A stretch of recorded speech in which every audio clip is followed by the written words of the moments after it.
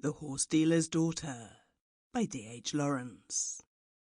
"Well, Mabel, and what are you going to do with yourself?" asked Joe with foolish flippancy. He felt quite safe himself. Without listening for an answer, he turned aside, worked a grain of tobacco to the tip of his tongue and spat it out. He did not care about anything, since he felt safe himself. The three brothers and the sister sat round the desolate breakfast table, attempting some sort of desultory consultation. The morning's post had given the final tap to the family fortunes, and all was over. The dreary dining room itself, with its heavy mahogany furniture, looked as if it were waiting to be done away with. But the consultation amounted to nothing.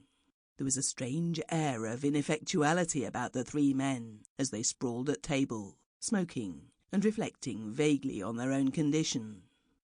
The girl was alone, a rather short, sullen-looking woman of 27. She did not share the same life as her brothers. She would have been good-looking, save for the impressive fixity of her face, bulldog as her brothers called it. There was a confused tramping of horses' feet outside. The three men all sprawled round in their chairs to watch. Beyond the dark holly bushes that separated the strip of lawn from the high road, they could see a cavalcade of shire horses, swinging out of their own yard, being taken for exercise. This was the last time. These were the last horses that would go through their hands. The young men watched with critical, callous look.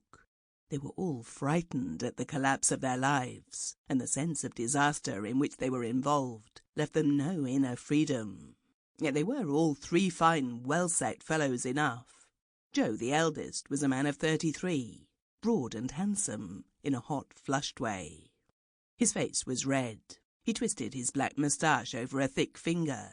His eyes were shallow and restless. He had a sensual way of uncovering his teeth when he laughed, and his bearing was stupid. Now he watched the horses with a glazed look of helplessness in his eyes, a certain stupor of downfall.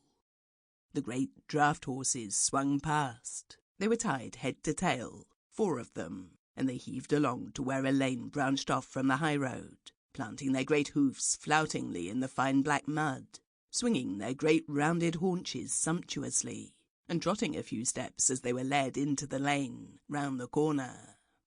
Every movement showed a massive, slumbrous strength and a stupidity which held them in subjection.